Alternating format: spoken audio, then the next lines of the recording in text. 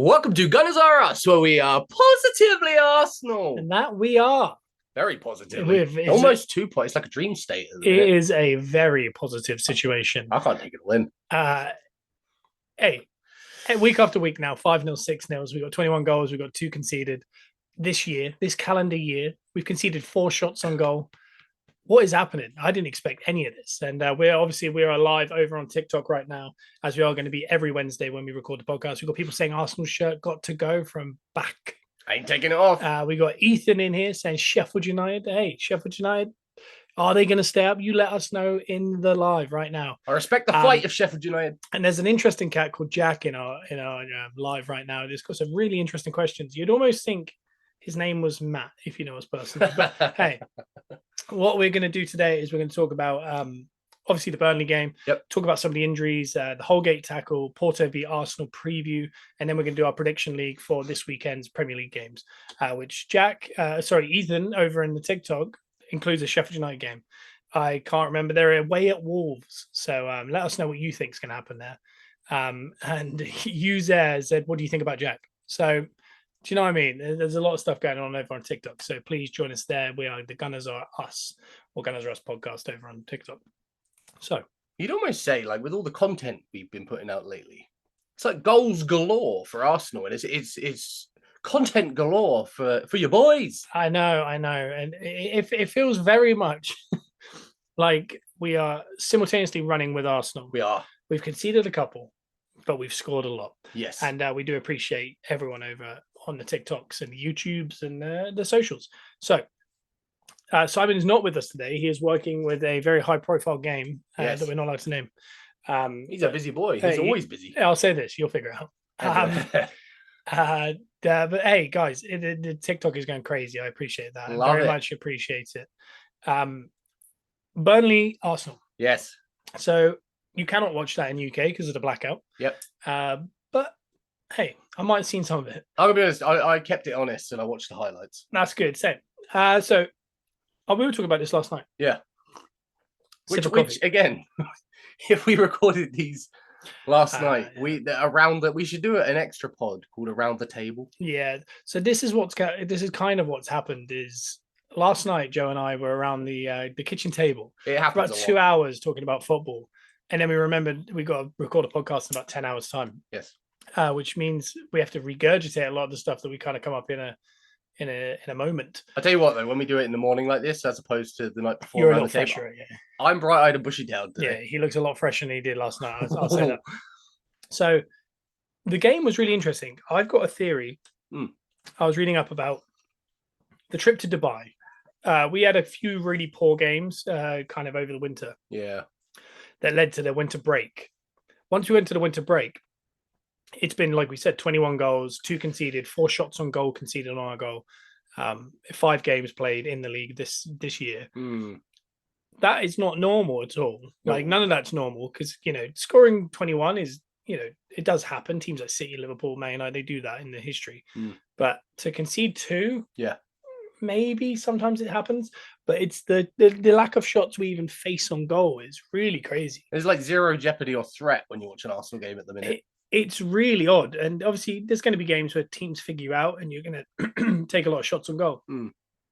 But I was reading up an article that essentially was talking about the inversion of our fullbacks. So, for example, people got quite used to Zinchenko was the inverter, and then, it was all kind of paint by numbers. It was a very cool tactic, but it was a very known tactic in the league. Yeah. Whereas now, like this week, the last couple of weeks, Kivior's been in. And Kivior's he can't invert very well, anything like that. So they've kind of stopped inverting, and he's just doing an overlapping fullback role, which is still not his position. And then Ben White started to invert. Then Saliba started to invert. And then we brought Cedric off the bench. Yep. And he was on the right side. So he started to do the overlapping, which means Kivior actually inverted for a period of time. And because of all these, the different angles in which the team are coming from, it's really hard to prepare for now. So other teams, I think, are starting to struggle because they can't just go, oh, we know what they're going to do. Yeah. Because they're doing so many different things. And I think that is probably the credit to the success they're having in the last 5 games. Yeah. It's in game as well. Like, it's not even like a pre-game tactic. No. Like, in game, we're switching up the inversion. Everyone's taking turns. Yeah, they really are. They're really I don't know. We talk about the Mbappe thing because obviously Mbappe, there was talk of Arsenal, Liverpool, all these teams. He's going to Madrid, obviously, and they're simply waiting for them to avoid PSG in the Champions League before they'll say what's happening. Yeah, that would have destroyed Arsenal as much as it would have been fun. Like wage bill wise, like he's gonna be paid millions a week, things like this. Like the minute you do that, you bring him. We did it with those. We did it with Aubameyang. You can destroy the whole structure because when you bring him in, even if it was 500,000, Saka goes, "Well, can I have that? I'm your best player." No one wants to do that. Yeah. So Saka goes, I'll have to go elsewhere then and get more money because you obviously don't think I'm that good. Like Ramsey did this with Ozil. Ramsey asked for Ozil's money and they said no, and he had to leave. He didn't want to leave. He was just trying to saying, well, isn't that fair that, I've been here 10 years. I'm your best player. And they didn't go for it. So I'm glad we didn't get Mbappe, obviously. But the thought process is Arteta wants these players to play in a certain way that I don't think certain players in world football will willingly do. Yeah. And it's because there's a lot of hard work, there's a lot of studying, there's a lot of stuff like that goes into it. And again, teams like this do this all over the world, but it's a lot harder to do it when you've got people on, let's say, $1 million euros a week. Yeah. Because to kind of get them to sit down and go, okay, when this person inverts, this changes. When this person inverts, this changes. And we're going to do this in game, and you have to kind of recognize when it happens and then change it. I don't think you can convince it like the idea of boxers aren't very good when they're sleeping in silk sheets. Yeah. It's that concept. I think you kind of need it to be a team like Arsenal to have a manager that's as terrorizing to other, to the sport of football, because he is so anti-conceding chances. He's more Simone than he is Pep. Oh, 100%. Yeah. He wants there to be no jeopardy in the whole match. Like he wants there to just be nothing happening. Yeah. He just wants it to be, we have the ball, they do nothing, and eventually we might score. But if we don't score, it's not the end of the world. Yeah. Like he really wants that lack of what happened last year, which was a lot of 3-2s and late winners and stuff. He really wants it to just be a dead game. Well, he's not even relying on like one particular person to score at the minute. Like as the chant would go, we're half the team's scoring. Half the team's put it in your net, and that is a fact at the minute. I think it's like you say, he doesn't want to upset the balance off the field with the money and stuff. He doesn't want to upset the balance on the field. No, because it could throw things off. Like, albeit Mbappe is world class, but in the wrong team with the wrong setup, it doesn't. Like Haaland struggled for the beginning of the Man City run. Yeah, like it completely threw off Pep's structure. Yeah, like eventually he figured it out because Haaland is that good. But I think sometimes, like you say, Arsenal's a young, hungry team. Everyone's in it for the same reasons. You bring in someone like Mbappe, it can really throw stuff off. When you talk about the Haaland stuff, and Pep physically had to find a new way of inverting his fullbacks because he stopped inverting his fullbacks, started playing 4 centre backs and having the centre back in Stones invert forwards. So it was a lot more of a central game so that Haaland actually got touches of the ball and scored goals. Whereas before, the number 9 in Jesus or Alvarez, whoever it is, would drop down deep. Yeah. The wingers would go up forward and then the inversion would come in here. Whereas once you invert from here, it kind of spreads out the opposite way. And he kind of had to do the complete opposite of what he's been doing, but with the same premise. Yeah. And that was just to fit one player. Yeah. And again, if Mbappe was willing to, and Arsenal were to do something like that, then that would be great. That'd be very exciting. But Mbappe does also have a history of being quite disruptive to locker rooms and stuff. And I just don't think it was a good fit. I think people. If it happened, I would have been on here saying, "This is amazing. I can't believe we're doing this." Yeah, it would have been amazing. But I mean, people were comparing him to like the second coming of Henry, but. Again, it's player profile. He's not the same as Henry. No. And at this time, the way he is behind the scenes and stuff, it's not Henry. It's very different. And also, I think when Henry joined Arsenal, he was coming from Juventus. Yeah. And he was a winger that was going to be turned into a forward. Yeah. So it's no different to when we, if we turn Martinelli now into a forward. It wasn't kind of expected to be as good as it was. Right. And on top of that, Arsenal were in a down period when he joined. So we had a lot of space for Thierry Henry to run into and then curl it into the far corner. If Mbappe comes to us, which is what he wants to do, is run down the wing, cut in, curl in, he's going to have no space. He's going to be watching teams sat on the penalty spot in a long line. He's going to have to get headers. It doesn't help players like that. It would have been more similar to Henry if he'd come from Monaco and he hadn't done the PSG. And we were just coming out of the Emery era. And you're not expecting anything from him. Like, that's what we was with Henry. No one was expecting much from Henry at the time. He became great at Arsenal. Yeah. And that's what I mean. So the player profile is going to be big for Arsenal this summer. Like we've talked about the number 9. I think Trossard's an unbelievable number 9. Yeah. He's very similar to Jesus. He just seems to score more, which is very odd. But we definitely need a number 9. But I think we found a way around it in a minute with Jesus. Jesus is out, obviously. But we've got Havertz, we've got Trossard that play that role. I think Smith Rowe's done it before. Yeah. I don't think that it's optimal having that, but I do think the team plays better with someone like Trossard in the number 9 role. Yeah. Because the minute we bring in a Tony, who I think they've kind of said that's not happening. Yeah. Or an Oisman or a Vlaric or Isaac, we're going to have to change our style slightly to make them actually have the ball and score goals and stuff. Yeah. So it's going to be an interesting one because this year's been a massive transition from what we were doing last year because teams now sit back waiting for us, as opposed to last year, people didn't respect us, whereas now they're starting to, so they sit back.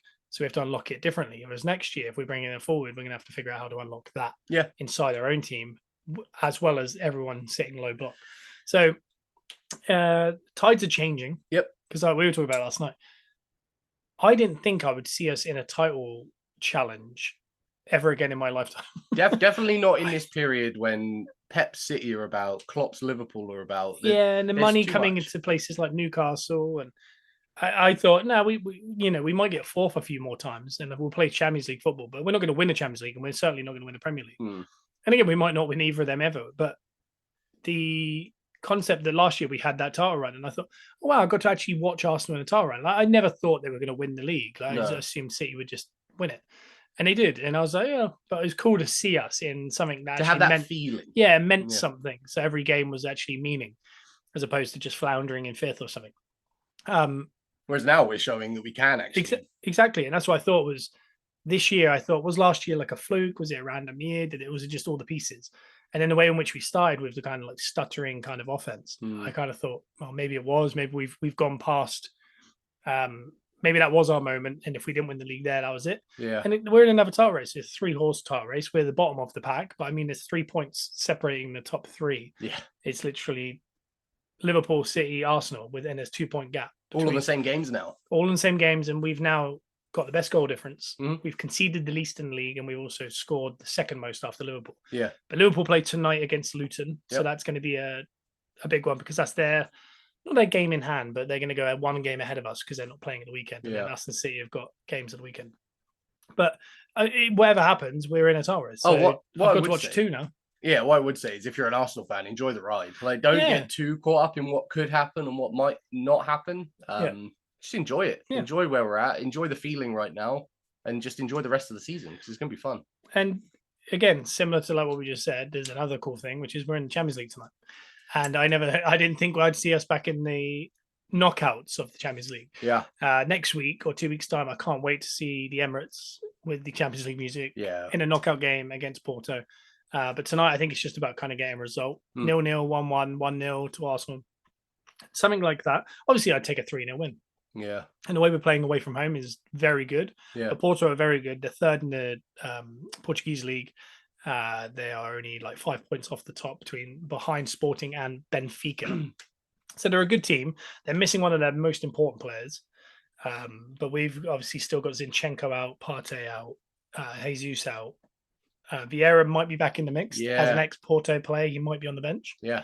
And then other than that, I think Tomiyasu is still a bit short. So again, I think you're going to see the exact same team that played away at Burnley. Yeah, Partey's not quite available yet. Partey's training, but not available for match. But that's a very good sign because he's an unbelievable player. And if he and Timber, particularly, and Tomiyasu started to become fit at this point, that depth is going to be so helpful fighting on two fields, is it? Yeah, 2 fronts. 2 fronts. I'm interested to see how Porto set up because, like, I think they're known for pushing on and pressing quite a lot. Yeah. And for us, that's fantastic. Yeah. And they are playing at home. So I don't know if they're going to play with a bit more aggression. I don't know how they're going to approach this game. So they did a press conference yesterday. They basically said they're going to have to show why they're one of the favourites to win this. Yeah. And also said they have weaknesses and we're going to exploit it. I don't know what that means. I think our biggest weakness is them playing a low block, and I don't think they're going to play a low block. So I don't know where that would be. Maybe they're thinking Kiwior could be a weakness down the side. Kiwior's a really good defender. Yeah. And he's starting to figure out the overlapping part. Yeah. I don't see many weaknesses in it other than low block counter attacks. Yeah. And again, if they got low block and they counter attack, they'll, of course. But I don't know. But we'll see. It's going to be an interesting game. I'm excited to watch it. Yeah. It's really interesting when you play European teams because it's just you get so used to playing the Premier League where everyone's so regimented. Yeah. They're a little bit crazy. We watched that Inter Milan game last night against Atletico. Open. I didn't see I don't know. I didn't see any concept of formation. It was just chaos. Yeah. And eventually someone scored, which was quite interesting to me. Because in the Premier League, you got Pep, you got Klopp, you got Arteta, and they're doing these very meticulous, this guy has to do this and that stops this. And whereas Inter are just like, well, we just run forward and then someone will score. And then Arnautovic came on. Yeah. And I didn't even know he was playing football. So he could have got about 4. He should have got about 4. He did a look away shot that went horribly wrong. It all got very stoky at certain points. It did get very stoky. But back to that Burnley game. I was very impressed. I'm glad Odegaard got on the score sheet. Yeah. Hasn't scored as many goals this year. He's created more big chances than any other player in the Premier League. Yeah. I think he's been unreal all season. But I think these 5 games, him and Saka have definitely been back to their best. And that's probably correlated to the fact that we've won 5 games in a row. A lot of goals. Yeah, I think when certain players play well, because obviously during that, I think Gabriel and Saliba keeping clean sheets and also popping up with goals, they were massively helpful to us. But Saka coming back into fitness, I say fitness because he's got Achilles tendonitis, so I think that's been causing him some issue. Yeah. But Odegaard also coming back to his best. Martinelli is an odd one because I think he's been playing amazingly, but his goals and assists are very low. He's a wild card. He is, but I mean, he is particularly low on the stats at the minute, and I don't know why that is. I don't know if we're not getting him in the game enough. Yeah. Things like Trossard looks really good. And again, this time last year, Trossard came in for about 6-7 games and we won all of them. Yeah. And then he left the team for some reason. So I think we need to pin a little bit on the absolute disruptor that is Havertz. I tell you this, we've on this podcast at the start of the season with Simon, we said there's not going to be a week where we don't talk about either Havertz or VAR. Yeah. And this week, I would say both might come up. I've liked Havertz. The podcast is a proof that I've liked Havertz the whole time. I don't know exactly what he does because I don't know enough about football. He does something very good because it makes us play better. Yeah. This Burnley game might be the best example of that, where you could actually, if you watched it back or the highlights, you'll kind of see he does a lot of good things. And you could physically see it in this one, but it's stuff that he does in every game. Yeah. But he was the pass before every assist. He won, I think it was 100% of his duels. Everything was neat and tidy. He got a goal, a really nice goal. The fact that we did a long throw to a team in the Premier League and it caught him out. Yeah. But the fact that Havertz was willing to run that far in behind at 4-0 on like 75 minutes is crazy. Like that's what we want. This is what I think Arteta has been asking for, which is, at 5-0 up away at West Ham, Ben White running 90 yards to do an overlap sprinting to make it 6-0. Makes no sense. No teams do that anymore. Like that's what Barcelona used to do and stuff like that. Where you just please just stop. Yeah. And as West Ham's defender Kufal said, I didn't understand what was happening. It was horrible.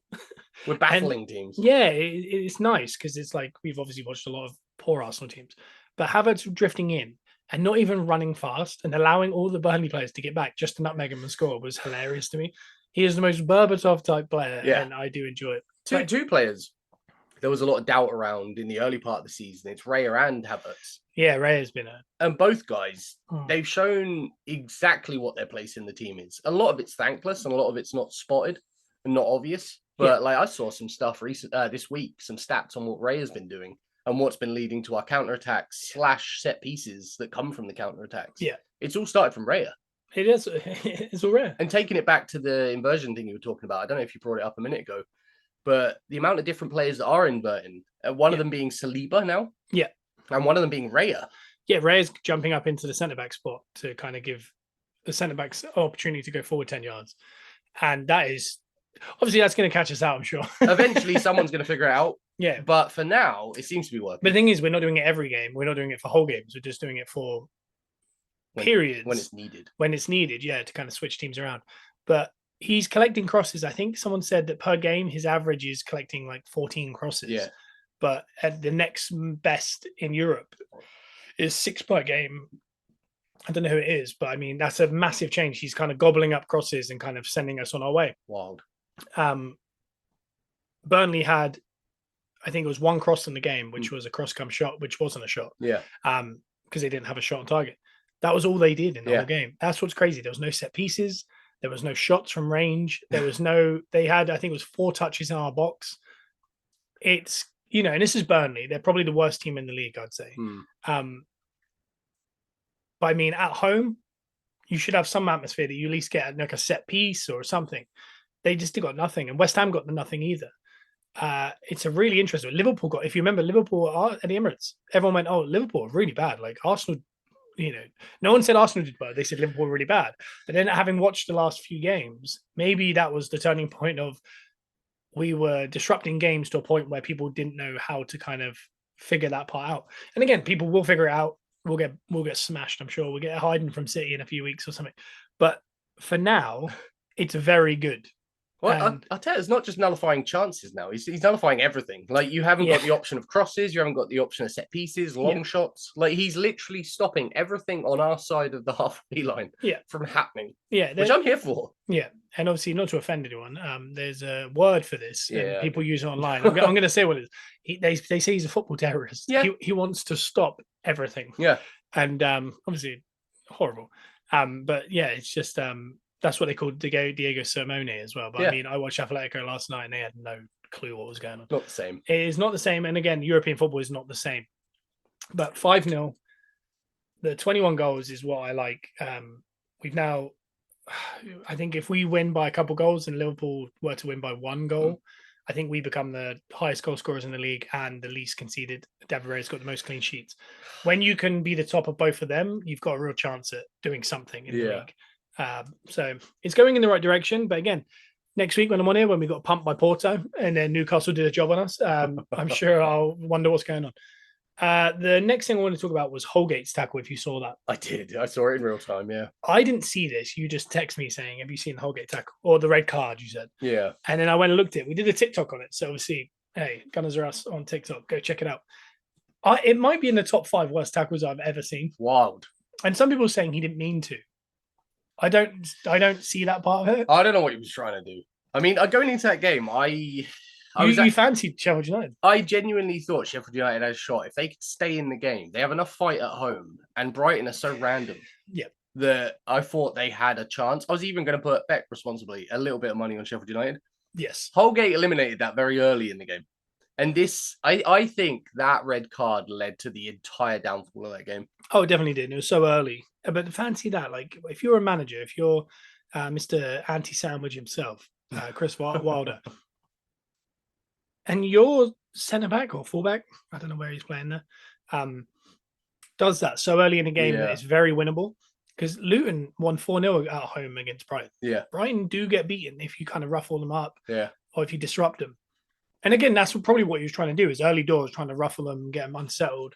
And especially he's probably nervous about working against Matoma. Yeah. And he thought, I'll let him know. But I don't know. We've got on TikTok, we've got on live. It says from Ollie Russell GK. He was trying to win the ball, but also wipe the player out, just missed the winning the ball. Yeah, I see that. Like, obviously, it's an old school. Like, if you've played football, you know, I wasn't this type, but I've been on the receiving end. We know a couple of guys, yeah. I know that there's one WWE superstar, Elton Prince, and a friend of ours called Paul that probably isn't listening to this, who know the dark arts. Yeah. And of course, yeah, he was just trying to be like, I'm going to destroy the ball, but he's in a perfect position. I'm going to wipe him out. Yeah. And he's missed everything. But I mean, it's a definite red because that's the point of a red, is he endangered the player because he completely mistimed it. It was reckless, not just physically, but also like mentally. Yeah. Like in that point of the game. So what is it, like in the opening 5 minutes? It was close. It was early. It was very early, like way too early. It's 0-0. Like, as a manager, how do you deal with that? Like, set your team up. Let's get the crowd behind us. We need to win this. This is huge. Oh, we're down to 10 men. We lose 4-0. It was 5-0. I mean, not even going to down to 10 men that early. It's the way he did it. I understand what you're saying in the chat. Like you can see what he's trying to do. But I mean, to go in like that early, there was no content. There was no bite in the game. Yeah, there was nothing. Yeah. Well, other than Keane on Alfie Haaland, I don't know of many fouls where people have done that, but it's just full intent. usually they're trying to win a ball. It just goes horribly wrong. So it's always that concept. Like, I don't know if anyone saw it, but the Chelsea game, they really wanted a red card on Casado. Yeah. Because he did that thing where, I don't know who was on the floor. Someone was on the floor, City player. Might have been Rodri. I actually don't know. And it was kind of, the ball kind of bobbled. Casado made the tackle. He landed. The ball landed next to him, and he cleared the ball. Okay. And he just followed through and tread on his leg. Okay. And they were saying that should have been a red card. And I know that Romero, I think, got sent off something similar to this, where he purposely kicks the ball and follows through and tries to kind of stamp. I saw it, but I was like, the Casado one is that he couldn't really put his leg anywhere else other than just jumping in the air and landing elsewhere.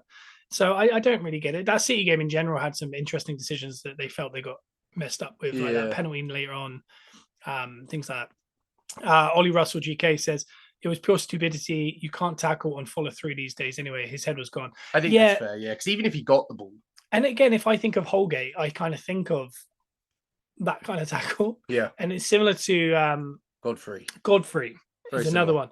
Arsenal Tomiyasu got trod on his face once. And Anthony Gordon at Newcastle, when he was at Everton, did something very similar. Yeah. I don't know. I think they are just so fired up. They're like, we need to let them know what's going on. And again, that's such an old school mentality. But you got to time it. You do. Well, it's crazy, isn't it? Like Ollie said in the chat, like, I think even in this day and age, even if he did time it and he took the ball and the player, the way he did it, he'd still get booked, even if he got the ball there. I think it's just a bad decision, in general.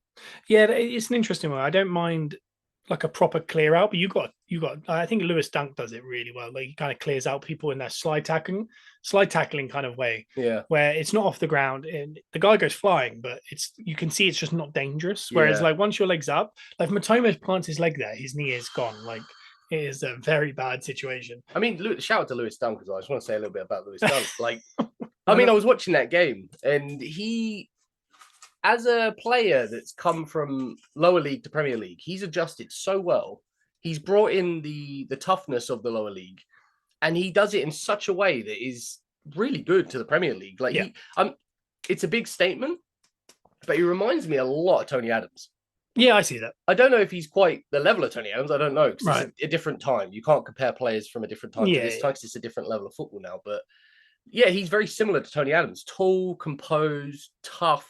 He'll get a goal. Like, he remind, when I was watching him, the way he moves around the pitch is very similar to Tony Adams. He's got really good composure as well, like the way he puts his foot on the ball kind of allows the teams. But we shouldn't, relate certain players to old players because it doesn't exist. But I mean, Trossard is tired Messi. Tired Messi for sure, yeah. Tired Messi. Sleepy Messi. Sleepy Messi. If Trossard got a full night's sleep, hey, beware. He'd be the GOAT. Just quickly before we move into the prediction league for the week, I just want to talk about the injuries. There's injuries everywhere. Like this weekend, we've got Liverpool playing tonight, and they've got the cup final weekend against Chelsea. Yeah. Chelsea have got about 8-9 players out. Liverpool this week lost Jota to a long injury, it seems. I think Curtis Jones is a bone injury. Yeah. Bone. I just want to clip that for the trailer. Bone. There's a bone injury there. They've lost Darwin, potentially went off at half time. Yeah. They've now lost Trent's still not back. Szoboszlai's not back. Alisson's out until after the international break.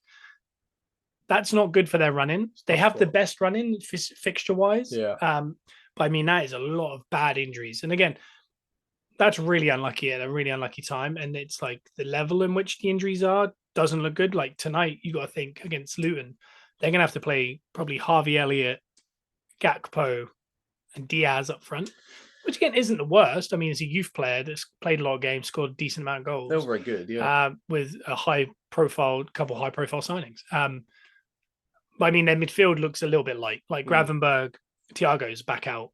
It looks like I've seen youngsters playing. Let's just say that. The Jota injury was very unfortunate and very uncomfortable. Yeah, that would be. It's very similar to how I did my knee. Very similar. The angle of it and stuff is it's no fun. There's a lot of pain. I don't know if you saw in the Burnley game, Aaron Ramsey, not the Aaron Ramsey, did a very bad injury from an Odegaard tackle. I haven't seen it. It was kind of like a jarring, like he tried to avoid a slide tackle. He straightened his leg out, but the way his body moved afterwards, and he had gas in there immediately. Oh, okay. I think he dislocated his knee and God knows what else. But again, been there as well. No gas in there, just a tuna sandwich. Tuna sandwich, and you drove yourself home. Tuna sandwich. But I say this, worst pain I've ever been in. I was like, shaking while I was driving. But the injuries are awful. You know, even when you look across, like Man United have dealt with massive injuries. Martinez going back out now. Liverpool and Chelsea, obviously, as we said. City have had Haaland out for a month. They had De Bruyne out for 2-3 months. Yeah. Other than that, City have been very fortunate with their injuries. What's nice about ours, I'm going to take it as a compliment, is I know people don't think we have injuries, but we always do. Like Ten Hag literally said last year, at the beginning of this year, Arsenal are top because they have no injuries. And then the stat came out that we had the most injuries. Yeah. I'll take that as a compliment because it means our depth is getting better. Because, for example, I remember at the start of the season, I mentioned it to Bruno, who was on the show, talking about Man United a couple of times. We played a certain team, and I think we were missing Zinchenko, Jesus, and Partey. Yep. And he said, "You're not missing anyone, are you?" And I was like, "Well, Jesus, Partey, and thing." He said, "But you bought Havertz. He's to replace Partey or something like that." He was like, "In your first 11, you wouldn't have Partey now." And I was like, "Oh no, we would. Partey would be 6, Rice would be 8. That is definitely the plan." Yeah. And Timber was to replace Zinchenko anyway, and Timber wasn't there. So I was like, "So technically, we got no Timber, no Zinchenko, blah blah." And I was like, "I'll take that as a compliment because I think that's what's nice is at the minute we're playing Kiwior left back, who is our third choice left back." Yeah. Not our second choice, our third choice. And then our 8 situation, our 9 situation, or second and third choices. That's a good sign because people are noticing that we're in our depth there. Yeah. It's kind of like, no, that's a really good team. So yeah, I'll take that. But I mean, I don't know. I think it's a good sign that people aren't thinking we got injuries. We haven't got as many injuries as a lot of the other teams. Yeah. We got only about 6, probably max. But the depth is starting to show that people don't notice it. Obviously, if Saka went out, but again, we missed Saka for 3 or 4 games. We missed him against Man City. We had no Martinelli, Saka, Jesus, Zinchenko, Partey for the trip Man City came to the Emirates. Yeah. And we got through it. But again, it's 1 game. If we had that now, like what Liverpool have for 5 or 6 games, I don't know where we'd be. It kind of sums up Arsenal in general. I think a lot of what we're doing and a lot of just Arsenal in general, a lot of it's going unnoticed. A lot of what Arteta's doing in-game, pre-game, post-game, a lot of what the players are doing, the atmosphere we've built, I think a lot of it is going under the radar for some reason. I hope one day we do get our flowers, you know? Yeah, I agree. I listened to a podcast with, I think it was Dr. Andrew Mitchell this week, and he was talking about injuries. He was on the Arscast. He's been on there, like, talking about ACLs with the women's game.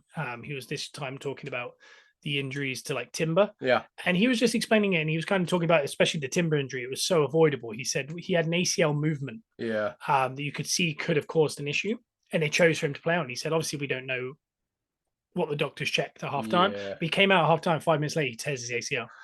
It's so avoidable. He could have missed a half of football, and then he plays the rest of the season. Even at the time we said that. I think he said it on this podcast. And he said he was so frustrated by it because that's what you're looking for, is those kind of, he said, there's certain movements that people do that you'll know, this can't be good. Yeah. And that was one of them. Yeah. So he was talking and he was saying the actual biggest cause of injury and the reason it's happening more and more at the minute, like a lot of muscle injuries, is managers. Yeah. And he was saying it's actually because certain managers put a lot of pressure on players that you should be allowed to play. For example, Arteta said it massively without Saka. The best players in the world play every 3 days. And they don't moan about it. Saka is going to eventually get a bad injury because he plays too much. He plays way too much. He's already carrying one. Yeah, he's got Achilles tendonitis. He's got knee injuries. He's got all sorts. And he's 22. You look at Hazard retiring early 30s. Yeah. You do worry about this type of stuff long term. But I mean, they're saying that, managers are kind of forcing players to play a little bit too much because obviously they're under pressure to win games every 2-3 days. And that is actually the leading cause, is managers not going, do you know what? You need a rest. I know it's an important game, but I can't have you out for a year.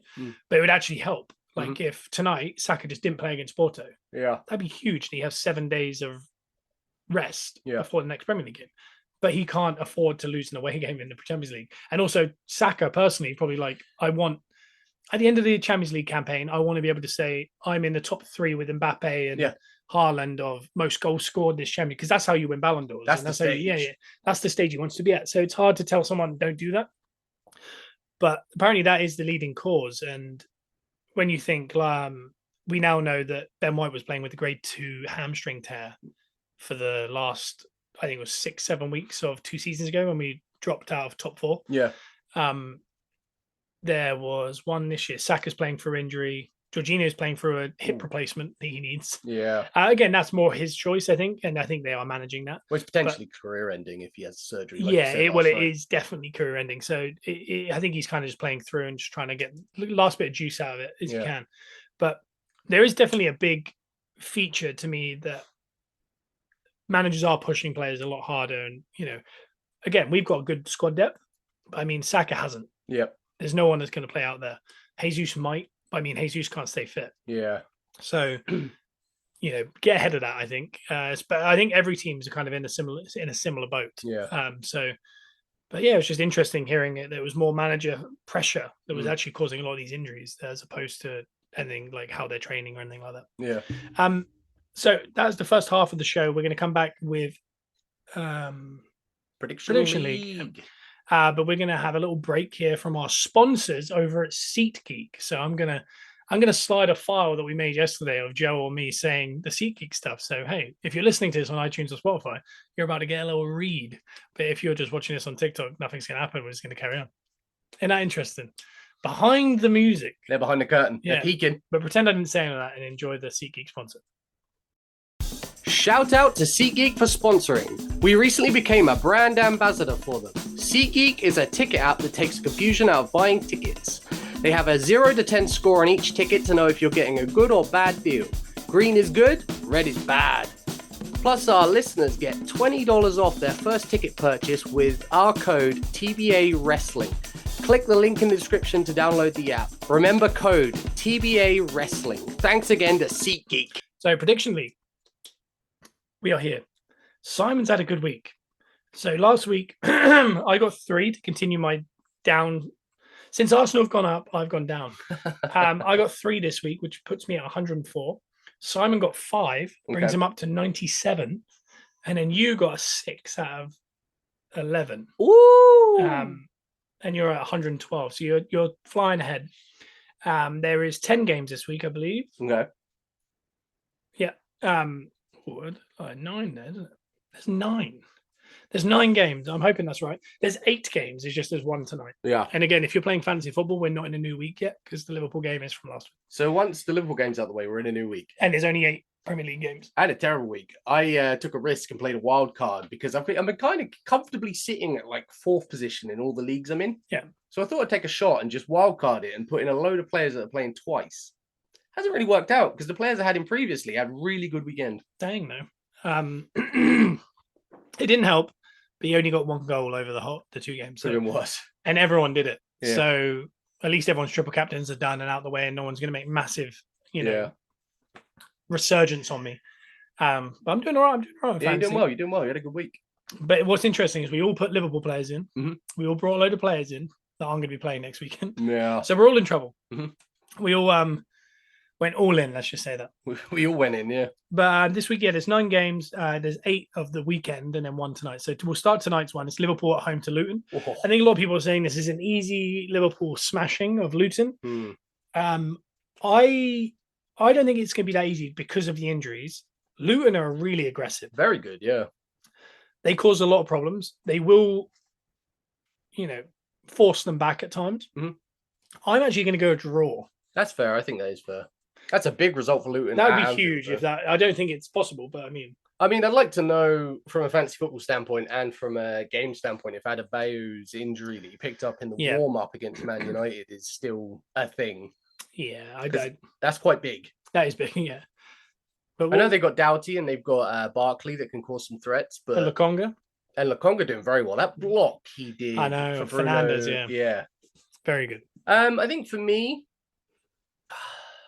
I'm going to play it safe just because I'm out in front at the minute, and I'm going to go Liverpool. Okay. I think it's going to be 3-1 Liverpool. I think Luton will be in the game at some point, but I think Liverpool will just get it done. Cool. The next game I don't want to talk about, Palace versus Burnley. Okay. This will be Palace's first game with their new manager. They got a draw on Monday night against Everton. Burnley, good God, they're bad. Yeah, they're not good. They've lost Aaron Ramsey now. They haven't adapted. I'll say this. I hope they don't sack Kompany because they're going to go down. it's too late for a resurgence of bringing in Big Sam. Yeah. You know, if you bring in like a manager that's going to keep him up, I don't think anyone can now. I think it's done. But what Company will do is he'll get him straight back up. Yeah. So another year down in Championship, a couple signings, come up with the experience of this year. They have a chance in 2 years' time. Now I think they might stay up again. Yeah. They need to stay with Company because he's the face of the new Burnley. Yeah, and you got to think. Let's say Burnley go down. Let's say Sheffield United go down, and I don't know who the other one will be. Everton, depending, because they might get their points back. It's up in the air, yeah. I don't know, but let's say it's not Everton. It's Luton or Forest or someone. Coming up will be Leicester, maybe Southampton, and maybe someone. I think the last few are in the mix. Yeah, it's all a bit mixed up there. Leicester out ahead, but they had a big loss at the weekend. A surprise. Yeah, loss. but they're so far ahead. Yeah. If those guys come up, I really think Burnley win the league next year. Yeah. When they go down. So I think stick with Company. I think that's your guy. I think Palace will have too much with the new manager bounce. Yeah. So I'm going to say 2-1 Palace. I think that's fair. I think, Crystal Palace, even though they're not in great form, they definitely have a bit more about them than Burnley do, especially in the Premier League. They'll figure it out. I'm going to say 2-1 as well, Palace. Cool. I think that's fair. Next game is Villa at home to Forest. And Villa have a little stumble there, but I think they're back on track a little bit now. Yeah. At home, I think Villa will win this. I know they had a couple stumbles at home now. So maybe that whole they don't lose at home thing's gone. Yeah. But I don't know. I don't think Forest are going to have enough. I do like Forest. Yeah. I really enjoy Elanga. I think he's a really good player. Think about Man United getting rid of Elanga to replace him with Anthony. It's just crackers now when you think about it. But for me, I think this is a Villa 2-0 win. Yeah. I think Villa at home, they have shown some cracks. Like, it's the Emery thing. We've said it before, all over again. He shows a good bit of structure. You get a bit excited, and then it falls off a little bit. Exactly. I think Villa win this, though. Okay. Forest look very good, but I think it'll be Villa 2-1. Okay. We got Man United at home to Fulham.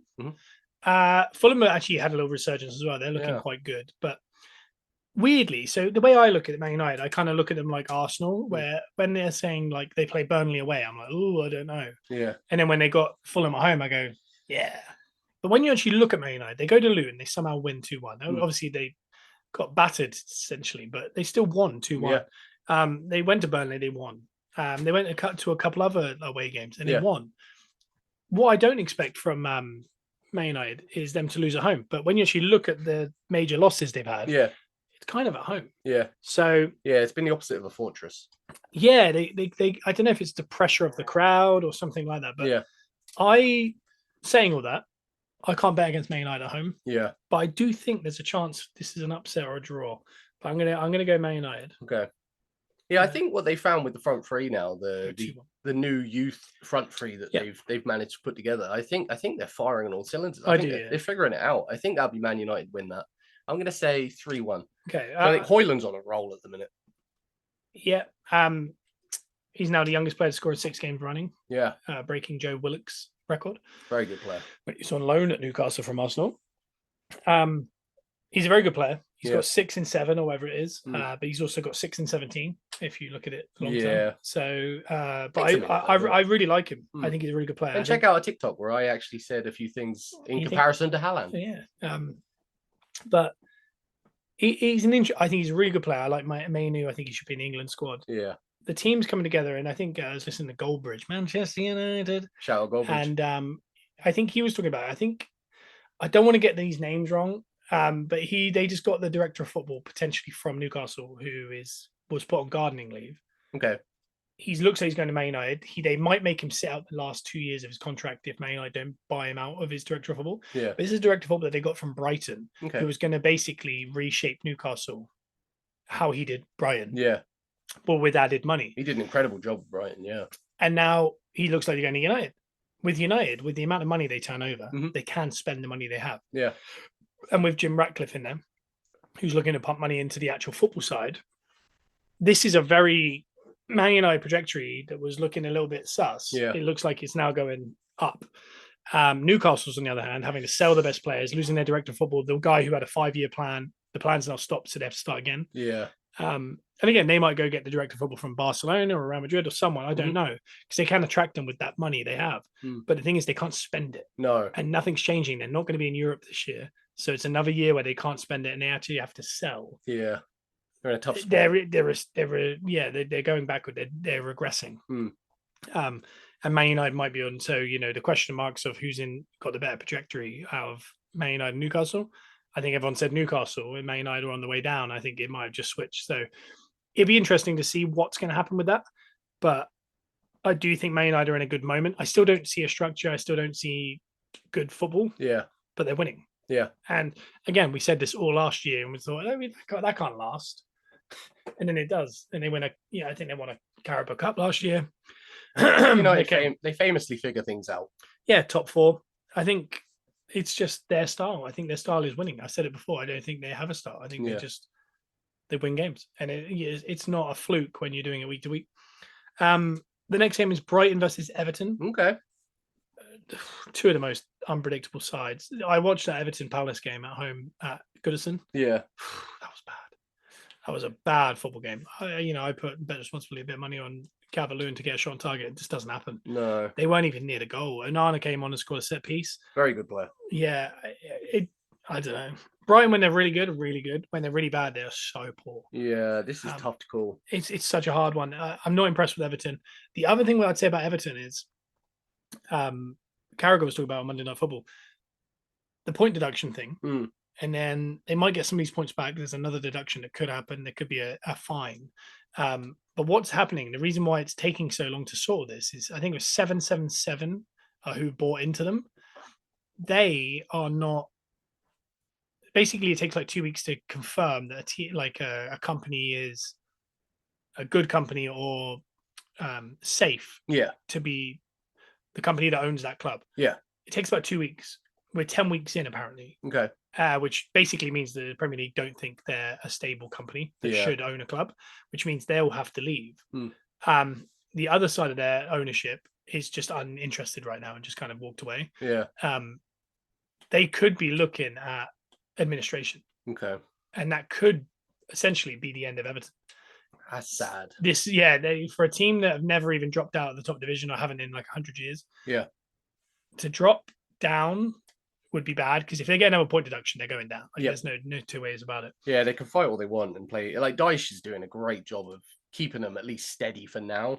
So, yeah, he had a great after the points deduction, they won 4 in a row. Yeah, I think 4 out of 5, and then they haven't won now since that end of that one. Yeah, so they're really, it's almost like they got galvanized by the point deduction, but then the point deduction that could be coming could either get them going again. But I mean, if you win 3 in a row, you're essentially just wiping out the point deduction. So it's not really doing anything because if you carry on losing, you're still in relegation form. Yeah, they're showing a lot of fight, but they might just be a little bit too much fight for them. Yeah, it's a sad situation really because I do like Everton. But as far as Everton, I'm just gonna go. Everton was so bad, but I'm gonna go Brighton. Yeah, I'm gonna go Brighton 2-0. Yeah, I think Brighton are going to carry the momentum from the Sheffield United game into this game. I think Everton will be in the game, but I'm going to say 3-2 Brighton. Very good. Next one is Bournemouth at home to City. Do we need to get our hopes up? Because I started to in the Brentford game last night. Yep. And then it obviously didn't work out. It got very late. It did get very late. They're starting to show a little bit of I think it's too early to say cracks. Again, they're playing very good football. It's very dull. But I think teams have just figured out if you do this and you don't move, they can't really figure it out. Similar to us when we have a low block against us. And Brentford did it really well. But what happened last night is Brentford allowed 1-on-1 from 30 yards out randomly on 80 minutes. You can't do mistakes. If you're going to do that style, if they'd done that style to the end, they were going to draw that. Yeah. But they just lapse of judgment, counter-attacked by Man City at the Etihad. It's just stupid. Chelsea should have won that 4-5-0. Yeah. I know people saying that City missed a million chances. Yeah, but Chelsea missed a lot of chances that were a lot more clear-cut. Yeah. I think they're very lucky to get away with a draw there. They're showing signs, but again, they sometimes have these dips. But the thing is, they haven't lost still in 15 games. No, there's too much quality there. They'll figure it out. Haaland always figures it out. My wishful thinking is saying this is a draw because that's all we can kind of really hope for. But I think City are going to win it. But I'm going to go draw just because I want it. And I'm going to say it's 1-1. Well, I'm going to go the same as you. I think it'd be a draw too. I'm going to say 1-1 as well. Because I think it'd be tight. I think Solanke and Haaland. Yeah. I think it's going to be a shootout, but I think there'll be little goals. Little ones. Little instead of the usual size. Little goals, little goals. Instead of the usual size goals. Yeah, I'm going to go 1-0. I think that's fair. Cool. It's more hopeful than anything. I'm going with my heart rather than my head. But yeah, I think draw's a safe bet. We're going to jump the 8 o'clock Saturday game because we'll do that last. We're going to jump to Wolves, Sheffield United. Okay. I think that's pretty simple. I think Wolves are going to win. Yeah. No one has joined the live, and I think I know who that is. So 3-0 Wolves. Yeah, I think that's fair. I think Sheffield United, they bit off more they can chew. Yeah. I'm going to say 2-0 Wolves. I'm going to be a little bit nicer, but. And then the other game is West Ham Brentford. West Ham haven't beaten anyone since they beat Arsenal at the Emirates. They haven't won a game this year. Yeah. They're not looking good. They're in a weird place. I think they've conceded, I think it's like 11 in the last 3 and scored none. Yep. So it's a little bit of a worry for West Ham. I don't Ham. know where their answers are coming from at this point. They've got enough good players there that can figure it out, but for whatever reason, they're just not stringing it together. Well, the thing is, there's a lot of Moyes out chance, and Moyes kind of bit back a little bit and kind of said, well, name another manager in the world that's going to do a better job. Yeah. I've won them their first trophy in 50 years. We're still like 3 points off of Europa Cup spots. Yeah. We sold our best player and replaced it with quality. Mm-hmm. He was naming all these things. He was like, we got kind of nearly a packed house every week at a 50,000 seat. Yeah. It's true. And you like maybe they've got ahead of themselves a little because of the trophy. I think they're fine. If they win the next 3 in a row, all of a sudden everyone's like, oh, they're 7th, 6th, and everyone's like, West Ham are having a good season. So I think they're always kind of there, No one on the TikTok says 2-1 Ake own goal for the Bournemouth. I'll take it. I don't know. Maybe I think this is West Ham's first win because I think Brentford are really average. But it's going to be 3-2. Okay. So. Yeah, I don't think a dip in form is enough to get a manager out. I think there is enough there that they're showing they're strong. They are a little bit of a force, but they're just on a downward at the minute. Question: If they lose this one, though, I think they're going to get to March without a win. That's not good. Or a draw. Yeah, that isn't good. I know that's a long-winded dip in form, but is that dip in form or is that just something's gone very wrong? Something has gone very wrong by the looks. They've been missing Paqueta. Yep. They missed Antonio for a while. Yep. Kudos was away with the African Cup. They've had some issues.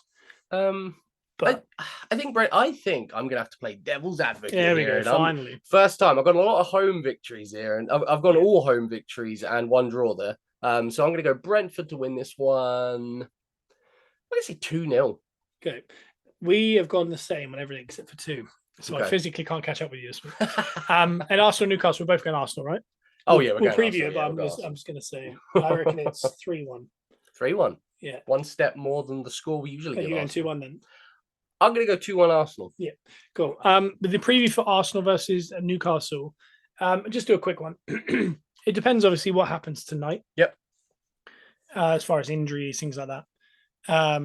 No one on the TikTok reckons a draw for Newcastle. I think that's fair. I do, yeah. I think Newcastle got so many injuries. I don't think they've got an active centre forward available. They're missing a few players. We are in a very good moment. Yeah.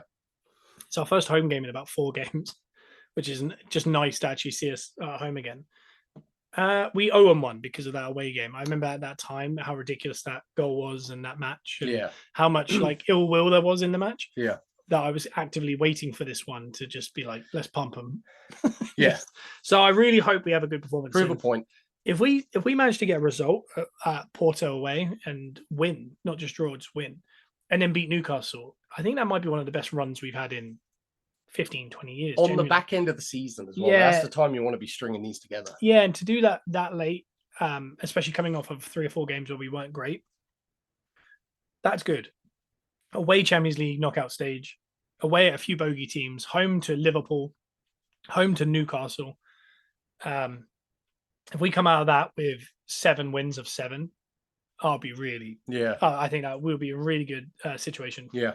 But as far as the prediction league, that was the 9 games. We've got the big game tonight. I don't know if you're watching Porto and Arsenal or you're watching Liverpool or Luton. I don't know if it's on TV, Liverpool, because that City game wasn't on TV last night. No, I think they're holding space for the Champions League at the minute. Yeah, I guess. Let us know in the chat what you think of these scores as well. Yeah, let us know what you think. Obviously, there's been some predictions from you guys over on TikTok. And if you're listening to us over on iTunes and Spotify. That is where you find us. Give us a 5-star review. Give us a download. Download some of the past episodes if you're interested. We've got some interviews and previews with people like Elton Prince from the WWE. If not, we're over on YouTube as well, the Gunners Rust podcast, and we're on TikTok, Gunners Rust podcast.